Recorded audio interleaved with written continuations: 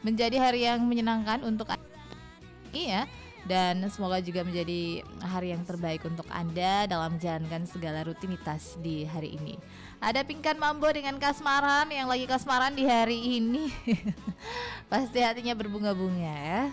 Dan sering senyum biasanya kalau orang lagi kasmaran. Baik, topik dialog di kesempatan pagi ini ya, kami akan hadir dengan ancaman begal sadis di Makassar. Wow, begal beraksi lagi ya. Dengan narasumber AKP Lando ya, Humas Polrestabes Makassar, juga Bapak Dr. Adi Sumandiar yang akan tentunya memberikan informasi ya kepada kita ya, memberikan wawasan ya mengenai ya kira-kira bagaimana mencegah begal yang beraksi seperti itu. Baik, dari Pak AKP Lando, Humas Polrestabes Makassar ya, dari berita yang diangkat pagi tadi, ini ada tim semut merah Polsek Tamalan Rea ya, berhasil mengamankan 3 orang spesialis pencurian disertai kekerasan atau begal di Kota Makassar, masing-masing inisial AR 18 tahun, IS 27 tahun, dan RF 17 tahun. Ketiga pelaku begal itu ditangkap di tempat berbeda. Kalau AR ditangkap di Jalan Swadaya, Kompleks Veteran Ala-ala Kecamatan Manggala Makassar ya. Sementara IS dan RF yang merupakan kakak beradik ditangkap di tempat kerjanya Jalan Sungai Sadang Lama, Kota Makassar. Nah, pendengar, Ibtu Nur Cahyana, Kanit Reskrim Polsek Taman Rea mengatakan ketiga tersangka, Ibtu Nur Cahyana mengatakan ketiga tersangka melakukan aksi kejahatan terhadap 2 orang pelajar, yakni FN berusia 14 tahun dan AF 15 tahun, dengan terlebih dahulu menodongkan senjata tajam, parang panjang dan busur, lalu merampas paksa handphonenya. Sadis ya. Nah, menurut Ibtu Nur Cahyana, ketiga tersangka melakukan aksinya dengan berboncengan 3 orang ya. Sasaran korbannya yang sedang membawa handphone. Seperti yang dialami FN saat sedang berjalan kaki, tiba-tiba didatangi ketiga tersangka yang bersepeda motor, langsung menodong korban dan merampas paksa handphone. Nah, demikian juga dialami AF ketika sedang singgah di toilet Masjid Al-Muamalah Tamalan Rea, tiba-tiba didatangi ketiga tersangka dan langsung menodongkan senjata tajam busur lalu merampas handphone, namun terekam CCTV masjid sehingga viral di media sosial. Apa yang kau cari, wanitaku, apa yang kau cari? Tempatku di sini, pujaanku, tempatku di sini. Tak perlukan itu, wanitaku, tak perlu begitu. Tetaplah di sini bersamaku.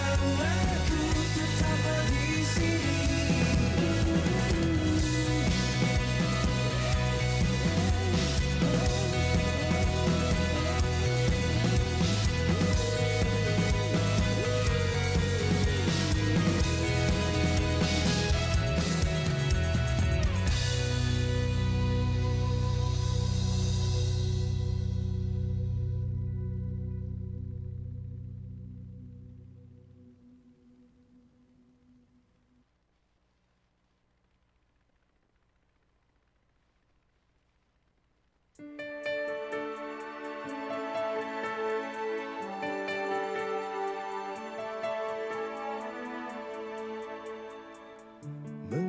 kita bertemu bila akhirnya dipisahkan?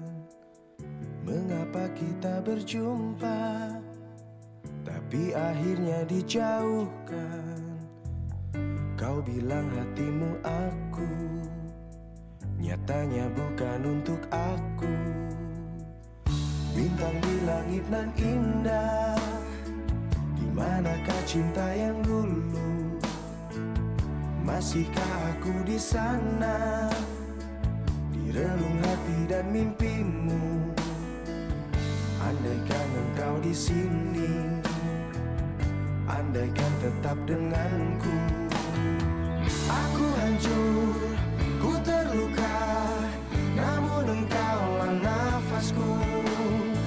Kau cintaku, meski aku bukan di benakmu lagi.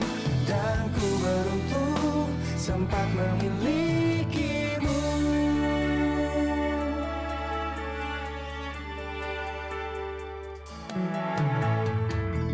Bintang di langit nan indah, dimanakah cinta yang dulu?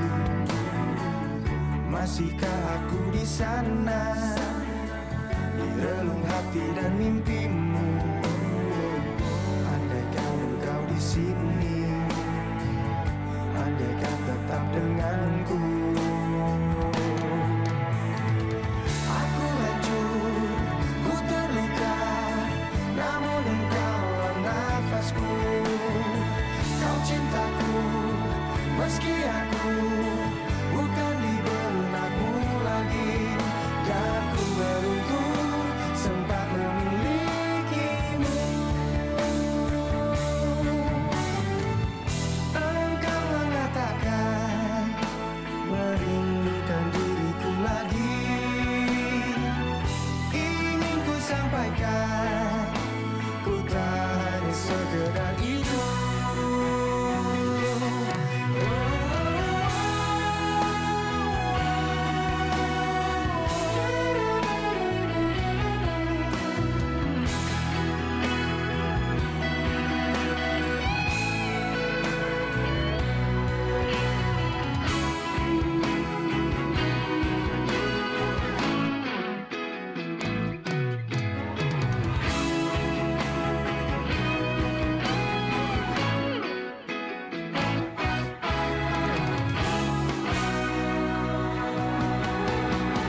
Aku hancur, ku terluka. Ya, dari Yofi Enah Nuno sempat memiliki. Saya hadirkan melengkapi kebersamaan kita di pagi ini. Dari opini publik ya pendengar, ada Pak Junaidi. Begal itu perlu dibasmi, kalau perlu hukuman mati. Kemudian ada Pak Wahyu, tingkatkan patroli malam, hukum seberat-beratnya si pelaku. Kemudian ada Ibu Sofi, hukuman apa yang harus diberikan karena tidak ada efek jerah. Kemudian ada Andi Karisma, hukuman yang tidak sesuai ya, sehingga masih sering terjadi aksi begal. Kemudian Pak Wibi harap jangan bermain HP di jalan, hindari tempat yang sunyi, jangan perlihatkan HP ya. Kemudian ada juga Pak Abdullah, masalah hukum tumpang tindih. Satu sisi pelaku di bawah umur, HAM pelaku jangan diberi ampun ya. Nah, pelaku jangan diberi ampun. Jadi kalau satu sisi pelaku di bawah umur ini tentunya kalau ditindak malah melanggar hak asasi manusia gitu ya. Kemudian Pak Andi Akbar, tindakan kurang tegas, lebih baik menghilangkan nyawa satu orang daripada banyak nyawa melayang. Tembak di tempat aja guna mengurangi kejahatan. Kemudian ada Ibu Ica, minta pemasangan CCTV di tempat yang rawan ya. Ini tadi dari tanggapan masyarakat pada opini publik. Kita nanti akan kupas habis di dialog Lintas Makassar pagi ya. Kami masih menanti hubungan dengan Pak AKP Lando, Kasih Humas Polrestabes Makassar. Tetaplah di sini di Pro 1 RRI Makassar.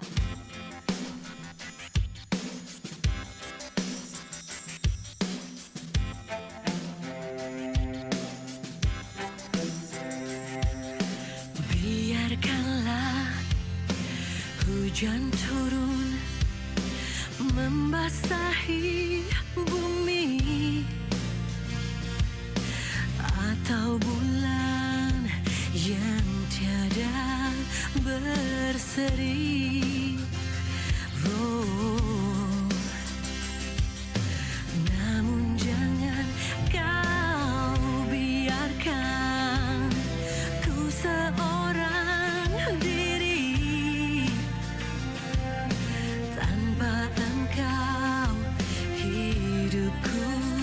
sepi.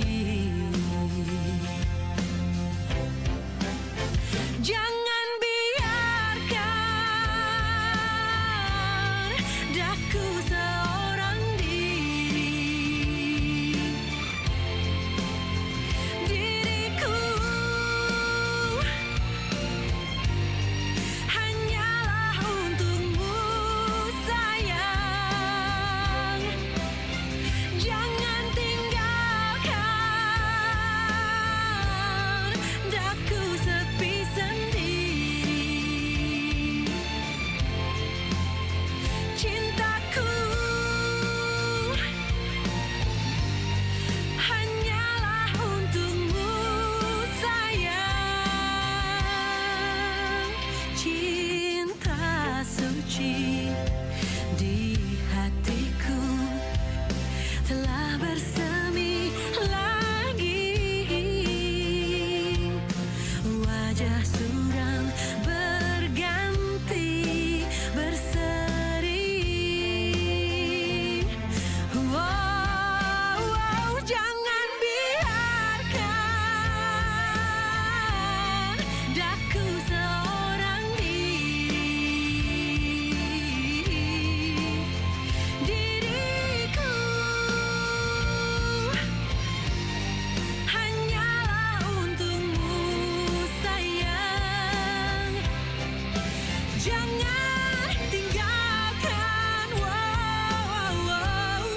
daku sepi sendiri. Cintaku hanyalah untukmu sayang, sayang. Jangan biarkan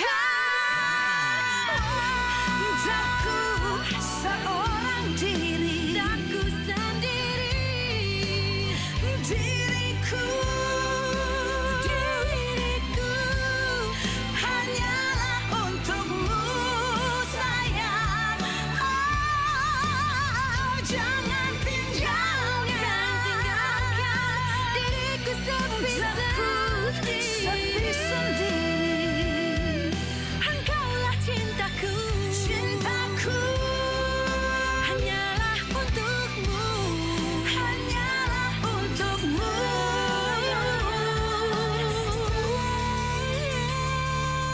Ku harapkan kau selalu menyayangi daku. Hanyalah kau pujaan hati.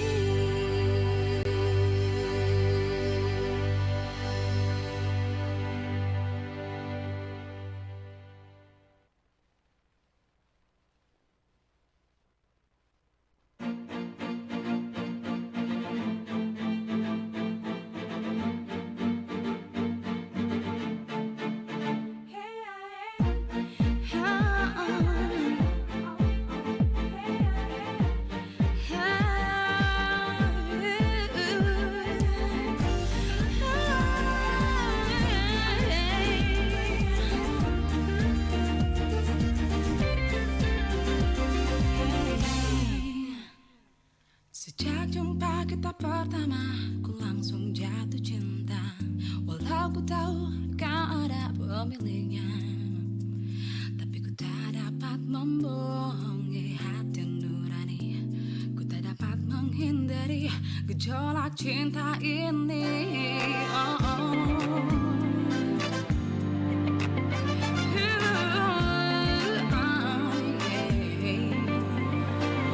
Memang serba salah rasanya tertusuk pada cinta. Apalagi ku juga ada pemiliknya, tapi ku tak dapat membohongi hati nurani. Ku tak mampu menghindari gejolak cinta ini. Maka izinkanlah aku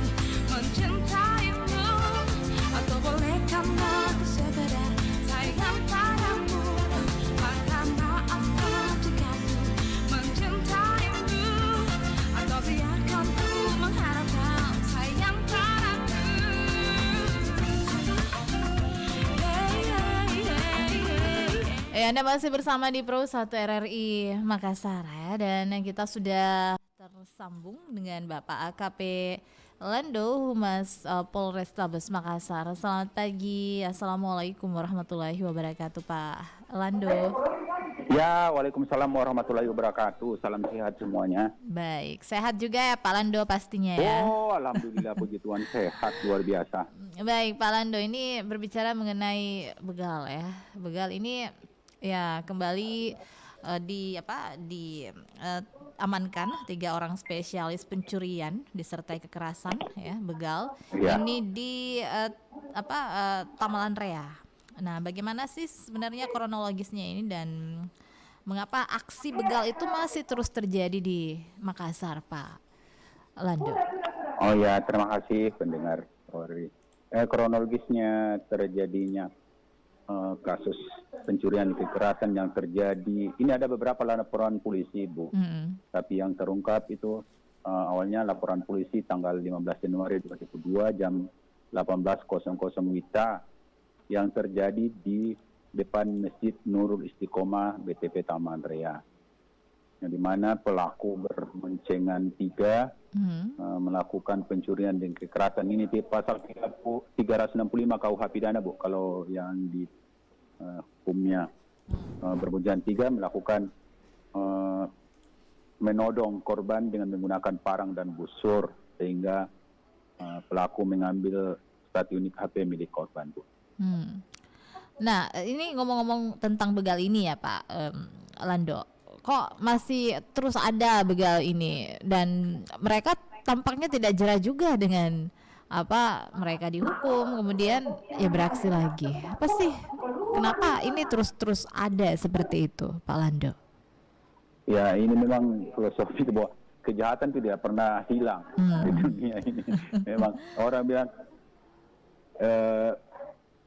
patah satu, apakah tuh banyak gantinya gitu. Jadi banyak sudah diproses di penjara, tapi ada saja kayak semacam generasi, Bu. Karena ini pengaruh mungkin lingkungan dan ekonomi juga, Bu. Dan ini kadang-kadang pergaulan. Bukan, kita sudah carikan solusinya, tapi namanya kejahatan pasti tetap akan ada. Baik. Nah, ini kan usia mereka ini masih terbilang sangat muda ya, usia 17 tahun ya, usia 18 tahun gitu. Apakah ketika mereka dijatuhi hukuman ini juga terkendala dengan undang-undang, mereka masih anak-anak ya, sehingga para begal-begal ini yang masih muda akhirnya tidak ada efek jerahnya gitu, karena tidak ada hukuman yang memberatkan bagi dia, Pak Lando? Bukan berarti ada hukuman yang memberatkan, Bu. Tapi ini dari yang di Taman Rea ini kan pelaku ada yang diamankan ada 3 orang. Ada umur 27, ada 18 dan 17. Penjatuh ini ancaman hukumnya kan pasal 365 KUH pidana itu maksimum 12 tahun, Bu. Tapi untuk menjatuhkan hukuman itu bukan polisi, Bu, hakim yang menentukan. Menjatuhkan vonis berapa lama. Tapi banyak juga yang sadar, Bu, banyak yang sadar kembali ke jalan yang benar. Tapi ada juga kadang-kadang terpengaruh setelah keluar penjara, terpengaruh lagi. Dan di lembaga itu kan ada pembinaan juga, Bu, ada pelatihan-pelatihan apalah keahlian di dalam. Setelah keluar itu biasanya ada yang memang sadar. Ada juga yang setengah sadar gitu ya. Baik, saya ajak Anda. Pengaruh lingkungan setelah keluar ya. Baik, saya ajak Anda untuk bergabung di 082133339440 ya. Nah, ini kalau di Makassar ya, kawasan yang ya banyak titik begalnya itu di mana sih? Apakah memang juga Tamalan Rea ini kawasan yang rawan, Pak Lando? Kota Makassar sebenarnya tidak ada daerah yang spesial rawan, bahwa kawasan tertentu, Bu. Ini kan tergantung dari situasinya. Baik. Ketika ada korban lengah, tidak melakukan penguasaan barang-barangnya, dan ini kan pelaku pencurian juga atau kejahatan ini kan dia juga mobile, Bu. Kesana kemari, di mana ada peluang dia melakukan kejahatan. Nah, ini makanya kita selalu patroli, Bu, kemana-mana untuk melakukan pencegahan kemana-mana. Tapi itu tadi polisi mengawasi masyarakat yang jauh lebih banyak daripada polisi, Bu. Walaupun ada bantuan misalnya rekaman CCTV, ada spanduk-spanduk penyuluhan kepada masyarakat, tapi namanya kejahatan pasti tetap akan ada, Bu. Baik. Nah, apakah dari tahun ke tahun ya aksi begal di Makassar ini mengalami peningkatan atau mengalami penurunan, Pak Lando? Itu lagi tidak selamanya naik sama turun, ini relatif, ini tergantung situasinya, Bu, kadang-kadang. Tapi Biasa turun memang, jadi berfluktuasi, Bu. Berfluktuasi. baik. Nah, Pak Nah, Lando. kadang-kadang kejahatan ini naik, yang lain turun, ya, seperti itu, tidak ada yang stabil gitu atau selalu naik, tidak. Tapi apakah selama pandemi COVID ini angka begal ini mengalami peningkatan, Pak Lando? Tidak memiliki penangkapan untuk kejahatan seperti begal, tidak. Walaupun ada kejahatan yang lain, tapi begalnya tidak terlalu naik, tidak Bu, di Kota Makassar. Tapi tetap ada, tapi tidak mengalami peningkatan yang signifikan, yang luar biasa. Pak Lando, ada yang meminta masyarakat apakah patroli malam ini Polrestabes Makassar juga melakukan patroli malam untuk Kamtibmas di Makassar, Pak? Oh ya, Bu, ini jajaran kepolisian Resort Kota Besar Makassar itu 24 jam terlihat dan melihat di tengah-tengah masyarakat untuk melakukan Harkamtibmas, menegakkan hukum, memberikan perlindungan, pengamanan dan pelayanan masyarakat semuanya diamanatkan dalam Undang-Undang Nomor 2 2002 Pasal 13 itu, Bu. Jadi kami selalu ada 24 jam. Namun demikian kami dengan jujur mengatakan bahwa tidak semuanya kejahatan bisa kami redam. Tetap ada saja. Karena fakta di mana-mana masih ada kejahatan. Tapi kami selalu berusaha untuk menghilangkan kejahatan, tidak mempertemukan niat dan kesempatan. Sehingga kalau N dan K itu bertemu, terjadilah crime atau kejahatan, Bu. Tapi kami selalu berusaha untuk itu maksimal. Iya, para pelaku saat ini ditahan di mana, Pak? Di Polsek Samaria, Bu, yang kejadian ini. Baik. Nah, ini khusus untuk mereka kemudian nanti akan dipidanakan atau seperti apa, Pak? Oh ya, di proses tahap lanjut, Bu. Proses dengan ancam hukuman itu maksimum 12 tahun, Bu. Sebagaimana diatur dalam pasal 365 KUH pidana tentang pencurian dan kekerasan yang mungkin di masyarakat umum familiar dibilang begal. Begal padahal kalau dihukum pencurian dan kekerasan, Bu. Nah, Pak, ini sebenarnya kalau berbicara mengenai kasus-kasus yang seperti ini, apakah kepolisian juga ini aktif memberikan edukasi ya kepada masyarakat ya, kepada para orang tua yang mungkin anaknya juga bisa terperangkap dalam aksi-aksi seperti ini. Nah, ini bagaimana upaya-upaya kepolisian untuk hal ini? Tugas kan ada 3 tahap, itu ada preemptif, Bu, preventif dan represif. Preventif itu seperti tadi penyuluhan, kita mengedepankan kapan dan di mana saja kita melakukan penyuluhan kepada masyarakat, terutama yang unit personil Babin Kamtibmas yang selalu door to door sistem istilahnya tugasnya, Bu, dari pintu ke pintu untuk memberikan edukasi ke masyarakat untuk tidak melakukan kejahatan, orang tua untuk senantiasa mengawasi anak-anaknya, jangan dibiarkan, jangan egois waktu tapi latihan dua anak-anak supaya kita bisa kontrol pergaulan anak-anak dan dilakukan pendekatan selain kekeluargaan juga kan pendekatan secara agama dan dalam ruang lingkup sekolah itu, Bu, kita harapkan semua itu. Nah, untuk tindakan yang kurang tegas ini katanya seperti itu. Ada tadi pendengar kita yang mengatakan tindakan kurang tegas sehingga tidak menimbulkan efek jera bagi para pelaku. Benarkah seperti itu, Pak Lando? Bukan gitu ya, itu harapan kadang-kadang masyarakat seperti itu, tapi kan ada SOP-nya, Bu. Kita tidak harus melakukan sebagaimana menurut kita pribadi, tapi saya mau seperti itu, tapi ada kan hukumnya, Bu. Kita tidak boleh melanggar HAM, ada koridor hukum yang kita harus lakukan. Tidak bisa misalnya diponis yang lebih dari undang-undang 12 tahun, tidak bisa diponis misalnya 20 tahun, Bu, atau di mana ya. Itu sesuai dengan prosedur, Bu, tentuan dalam undang-undang. Nah, langkah ke depan tentunya untuk dari pihak kepolisian untuk membasmi para begal ini seperti apa tahun 2022 ini, Pak Lando? Kita tetap prioritas melakukan penegak hukum, tetap kita tugas pokok memberikan perlindungan pengamanan ke masyarakat, menegakkan hukum dan menjaga keamanan kondusif di Kota Makassar, dan kami harapkan bahwa kami ada call center 110, diharapkan kepada semua masyarakat yang melihat, mendengar atau mengalami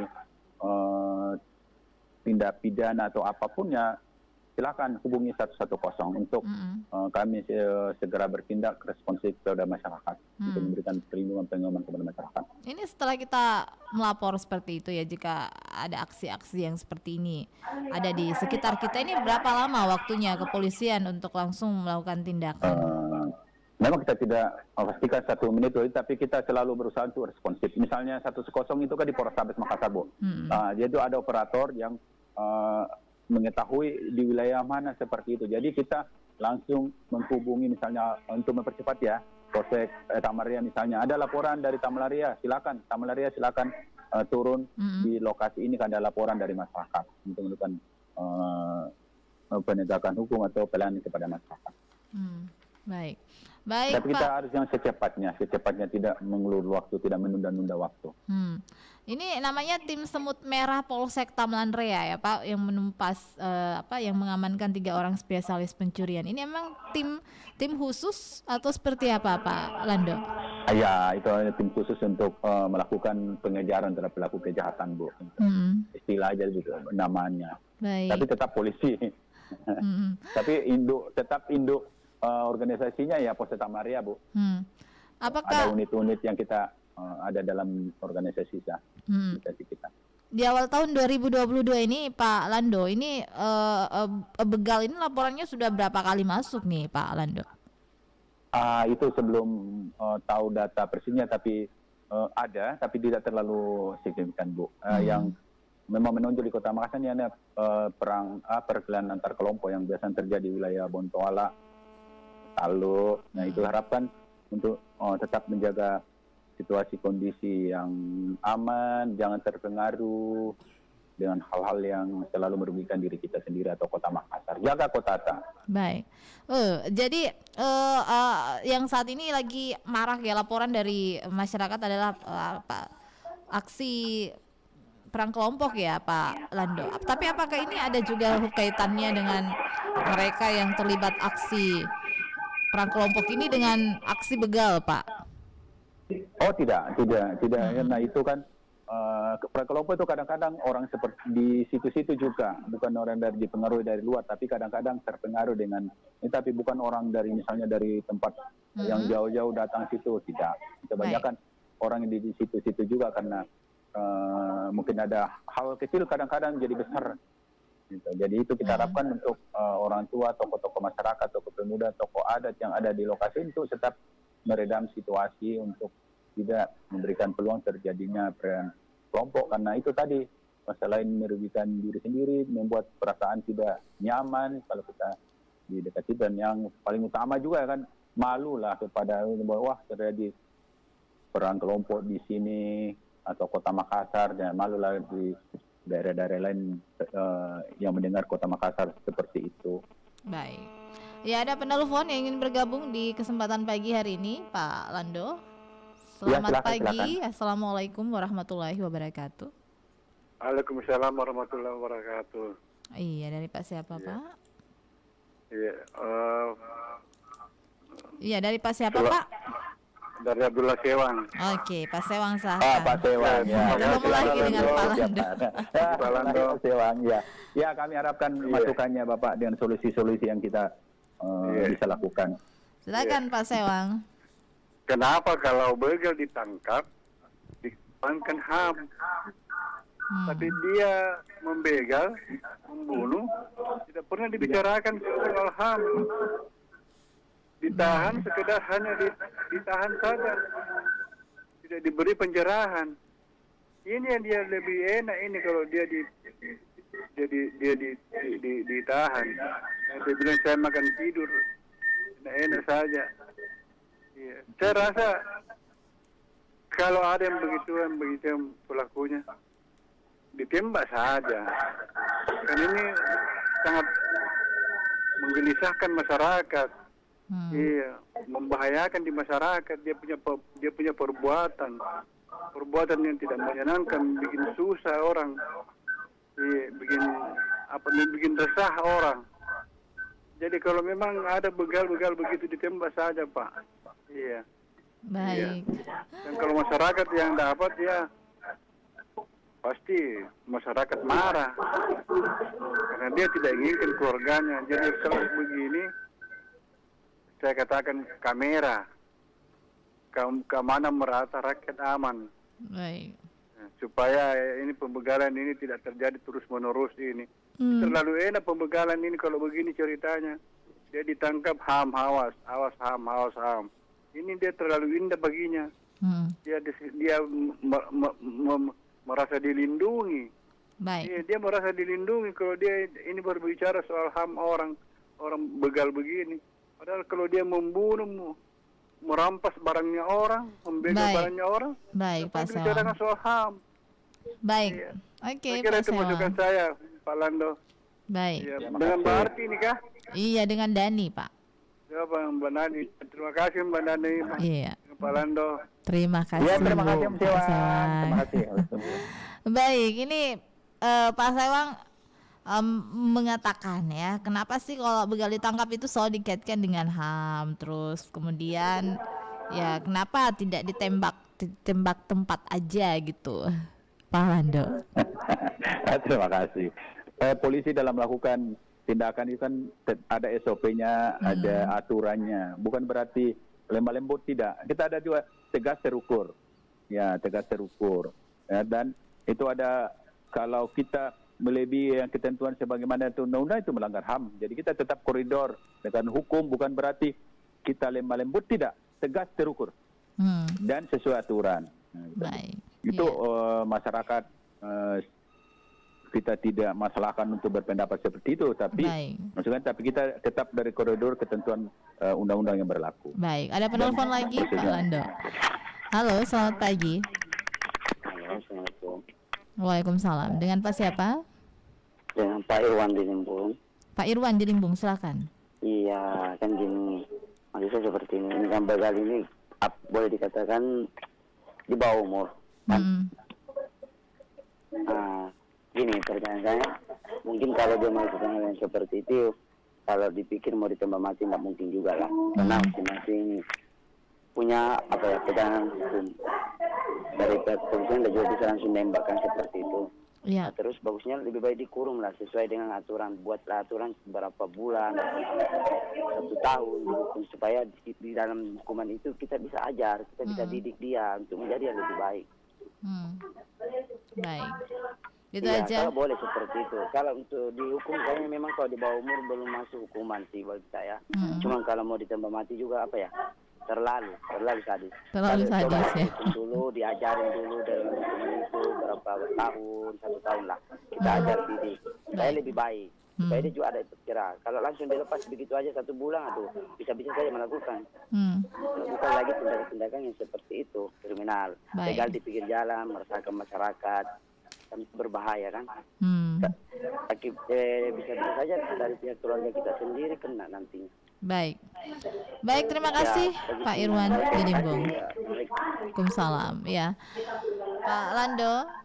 Iya, ini mana? Pak Irwan di Limbung. Katanya kalau ditembak mati sadis juga ya, apalagi di bawah umur. Ini memang terkendala juga di bawah umur. Nah, ini mungkin bisa dipidanakan dalam kurun waktu yang cukup berapa lama ya, dan ini bisa memberikan efek jera bagi dia. Nah, ini sebenarnya kalau kita berbicara hukuman ini paling tinggi maksimal berapa tahun dan paling rendah berapa tahun, Pak Lando, untuk begal? Iya, benar Bu, bahwa polisi itu kan menyidik, ada jaksa menuntut, ada hakim yang mengadili menjatuhkan hukuman.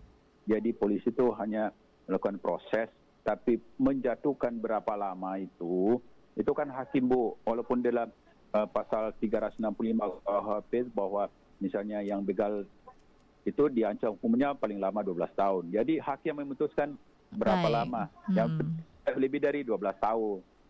Tapi sudah bukan berarti tidak, saya rasa tidak pernah ada dibebaskan sepanjang memenuhi unsur-unsur pidana itu Bu.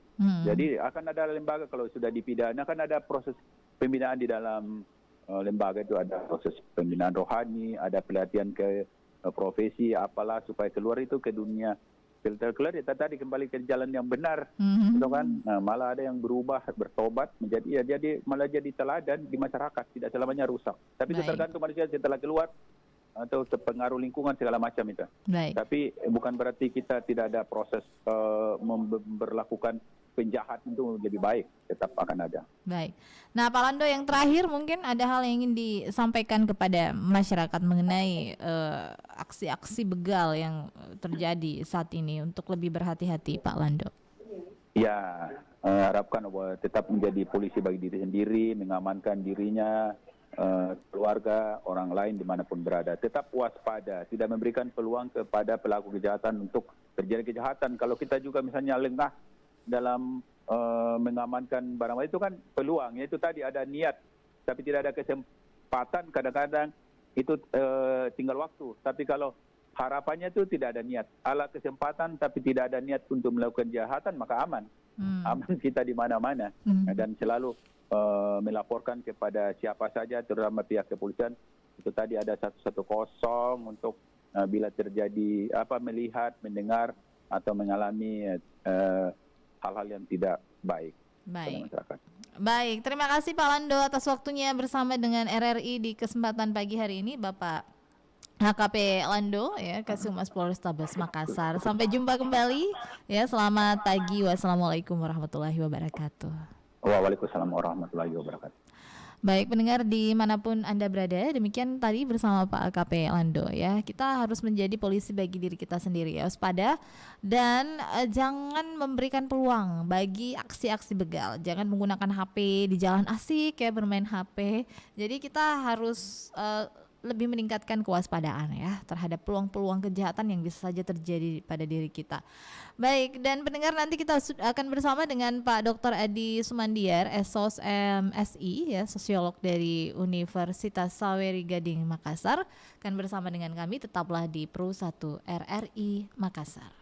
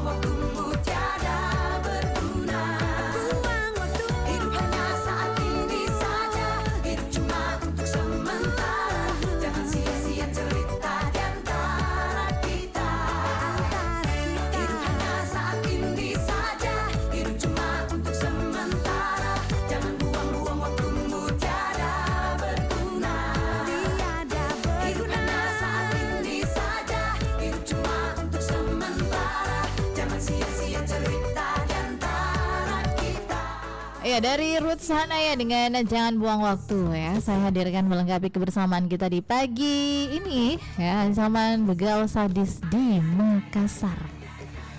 Ya, tentunya seperti apa yang disampaikan oleh Pak Lando ya, hukuman bagi begal itu maksimal 12 tahun.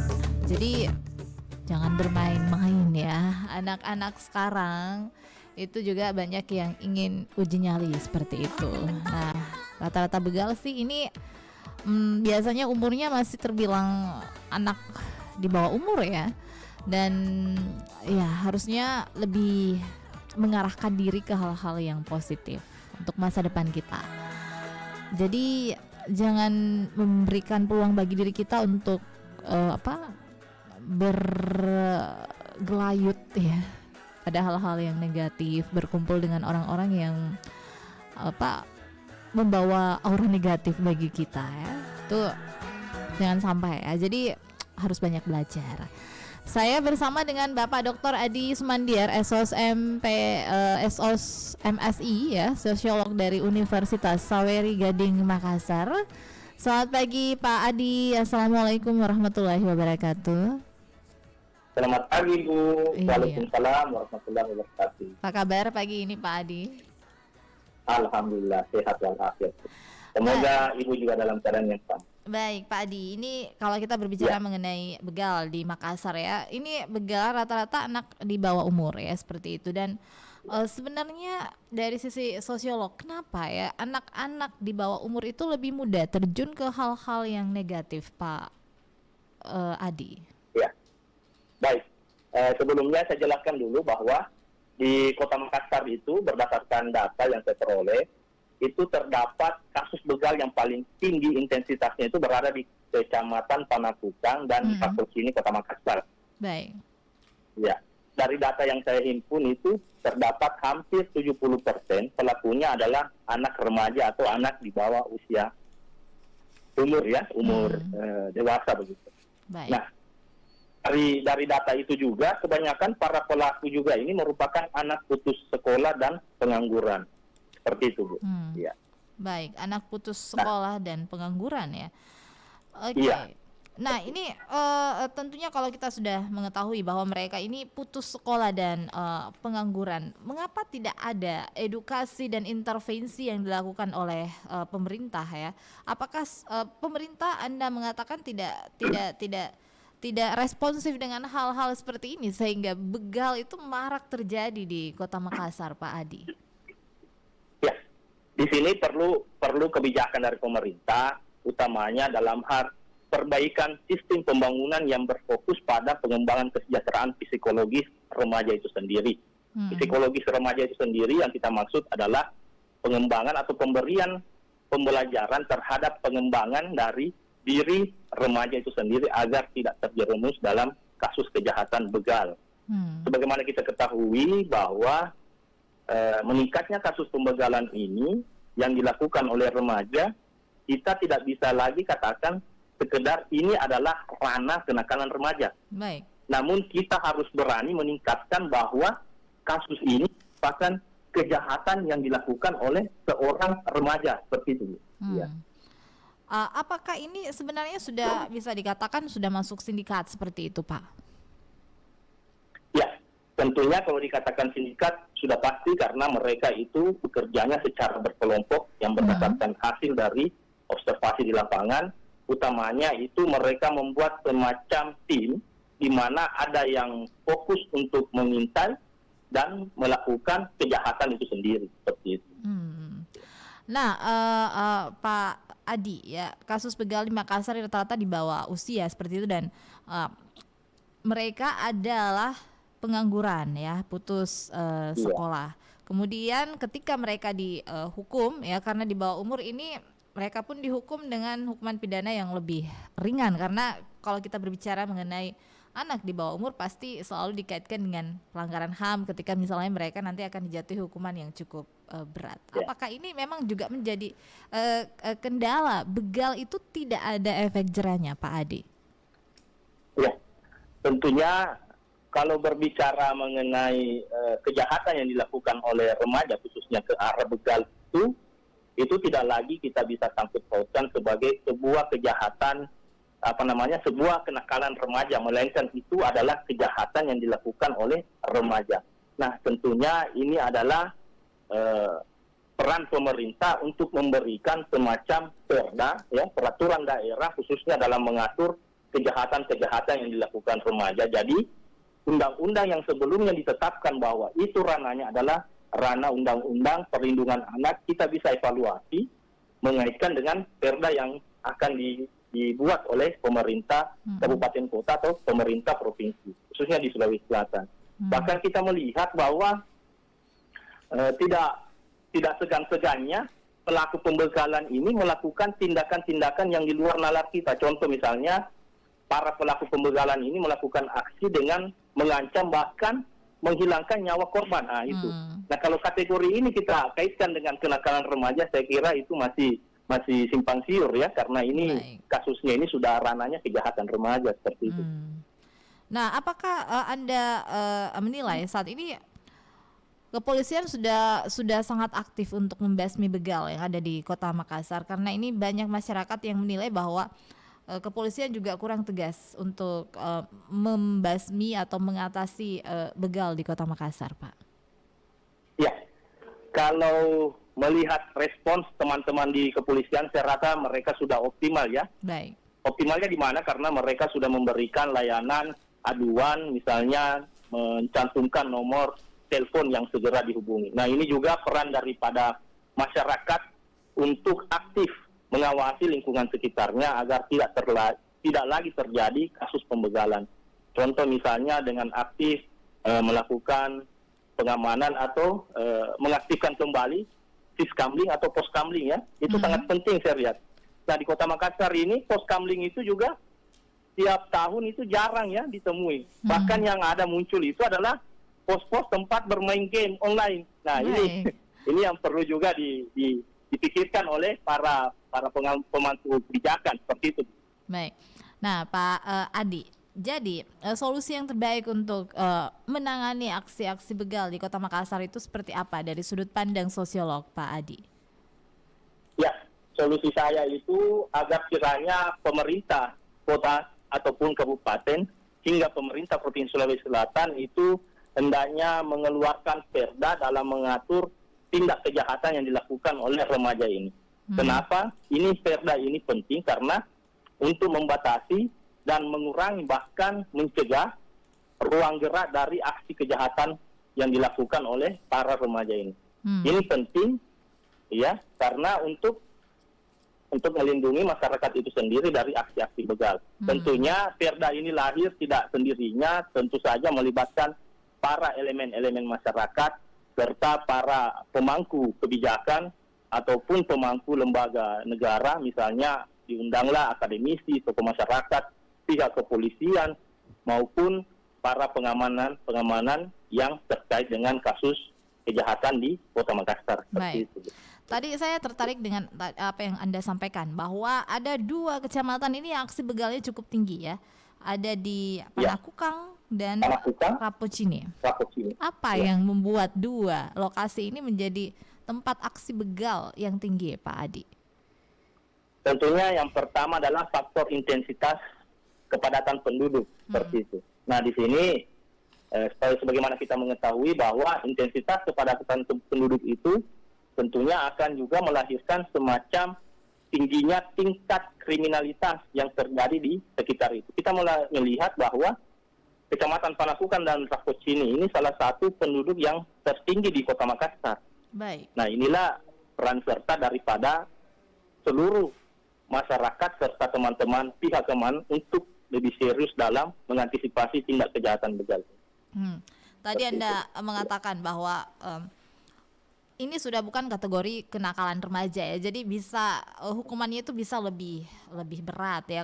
Ini tadi Pak Lando mengatakan maksimal 12 tahun. Apakah maksimal hukuman itu ini bisa memberikan efek jera kepada para begal, atau seperti apa sih sebenarnya hukuman yang seharusnya diberikan oleh mereka yang melakukan aksi begal ini, Pak Adi? Ya, baik Ibu.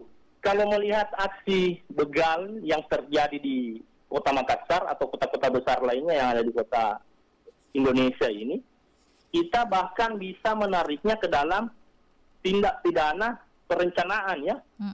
Kenapa? Karena sedari tempat tinggalnya mereka, dia sudah merencanakan bahkan membekali dirinya dengan semacam senjata tajam ataupun senjata api ya. Nah ini kalau kita telisik lagi ke dalam hukum acara pidana, itu arahnya kepada kasus pembunuhan berencana seperti itu atau direncanakan seperti itu. Nah ini tentunya membutuhkan hukuman-hukuman yang berat. Kalau perlu bisa diancam hukuman seumur hidup bahkan. Seperti itu. Iya. Baik. Nah juga kita harus menerapkan perda ya Pak Adi untuk di Kota Makassar ini. Baik Pak Adi, kepada orang tua mungkin ada hal yang perlu dihimbau ya agar anak-anaknya ini tidak terjerumus dengan aksi-aksi negatif Pak Adi. Iya baik. Pesan saya kepada orang tua khususnya di Kota Makassar agar senantiasa membimbing, mengawasi anak-anaknya agar tidak terjerumus kepada dunia kriminalitas. Bagaimana caranya? Dengan cara membentengi diri dengan rajin beribadah atau menanamkan sifat-sifat religius. Misalnya yang beragama Islam itu diarahkan anaknya untuk rajin sholat, mengaji dan seterusnya. Yang beragama Nasrani rajin ke gereja misalnya dan seterusnya. Ini adalah salah satu benteng bahkan edukasi bagi anak-anak remaja agar tidak terjerumus kepada dunia kriminalitas. Dan perlu yang digarisbawahi ini adalah orang tua itu hendaknya mampu membentengi diri anaknya sendiri dari pengaruh globalisasi ya atau perubahan sosial yang terjadi di lingkungannya. Ini penting karena faktor perubahan sosial itu akan meningkatkan kebutuhan hidup gaya remaja. Kita mengetahui bahwa kebutuhan hidup gaya remaja itu tentunya membutuhkan biaya-biaya yang tinggi. Nah, kalau ini tidak dibentengi, tentunya anak-anak remaja kita kan harus ke arah negatif. Seperti itu. Baik Pak Adi, kita dibatasi oleh waktu. Terima kasih sudah bersama dengan kami di Pro 1 RRI Makassar. Sukses selalu Pak Adi. Assalamualaikum warahmatullahi wabarakatuh. Salam sehat selalu. Baik, pendengar dimanapun Anda berada, bersama dengan Pak Dr. Adi Sumandiara ya, pengamat sosiologi dari Universitas Sawerigadi Makassar, sudah bersama dengan kita ya. Pemerintah harus tentunya mengeluarkan peraturan daerah untuk mengatasi persoalan begal ini ya, karena ya ternyata cukup memiriskan bahwa begal di Makassar ini selalu saja ada ya, dan bahkan tadi Pak Adi mengatakan ini kawasan yang paling rawan adalah kawasan Panakukang dan juga kawasan Rapocini ya.